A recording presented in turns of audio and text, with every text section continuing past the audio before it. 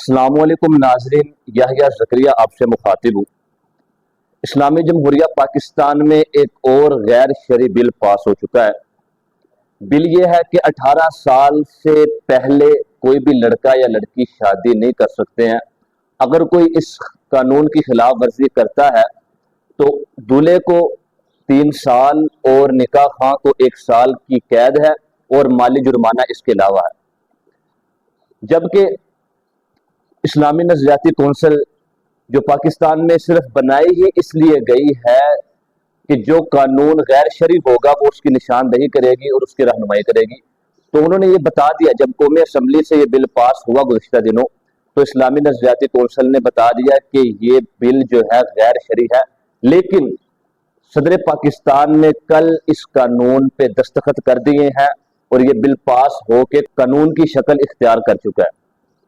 अब इधर काबिल गौर बात यह है कि क्या वजह के आनन फानन जल्दबाजी के साथ ये कानून पास किया गया और फिर उसके बाद सदर साहब ने जो महीनों बिल सदर हाउस में पड़े रहते हैं वो पास नहीं होते, तो सदर साहब ने भी वो आनन फानन दस्तखत करके इस कानून को, इस बिल को हतमी शक्ल दे दी है।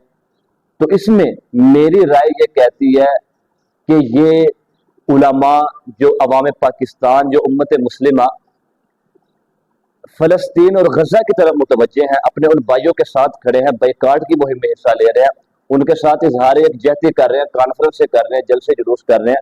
ये सिर्फ उलमा को उधर से तवज्जो हटाने के लिए, तरफ उनकी तवज्जो करने के लिए ये सिर्फ किया गया कि वो काम छोड़ दें और इस तरफ लग जाएं। और आपने इसको मद्देनजर रखना है कि फलस्तीन का जो मिशन है, उनके साथ जो इजहार यकजहती है, वो उनके साथ खड़े रहना है, उन पे भी नजर रखनी है और इस बिल का भी मुकाबला करना है। तो उलमा मैदान में आ चुके हैं। मुफ्ती तकी साहब ने भी ये बयान दे दिया कि ये बिल्कुल गैर शरई बिल है।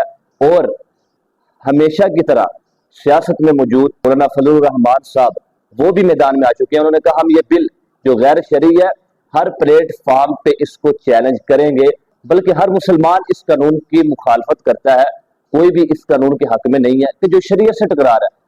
शरीयत के इसके बारे में बात है, अगर हम शरीयत में देखें, शरीयत क्या कहती है, कोई भी हद, कोई भी उम्र मुतय्यन नहीं है, किसी भी उम्र में लड़के और लड़की का निकाह हो सकता है। हाँ, बुलूगत से पहले जो है वो लड़की लड़का खुद नहीं कर सकते, वो वली जो है वो निकाह करने का मजाज होता है। और हजरत आयशा रजी अल्लाह तआला अन्हा की ये हदीस मौजूद है उनके उम्र के बारे में, कम उम्र में उनका निकाह हुआ, उस वो दलील हमारे पास मौजूद है। और जारी बात है फिर रुखसती जो है वो बुलूगत के बाद ही होगी। तो इसके बाद एक और काम ये करना है, आपने इन लोगों पे नजर रखनी है कि ये कौन लोग हैं जो आपके वोटों से मुंतखब हो के ईवान में पहुंचते हैं, आपकी नुमाइंदगी के लिए पहुंचते हैं और जाके इस्लाम के मुखालिफ बिल पास करते हैं। आप लोगों ने इन पे नजर जरूर रखनी है। अगर आप इनको वोट देते रहे, इन पे नजर ना रखी, इनका मुहासबा ना किया, तो यकीन जाने आप भी इस गुनाह में बराबर के शरीक हैं। और आइंदा वोट देते वक्त जरूर सोचिएगा कि हम किसी ऐसे शख्स को वोट दें जो इस्लाम की बात करे और इस्लाम के मुखालिफ न जाए।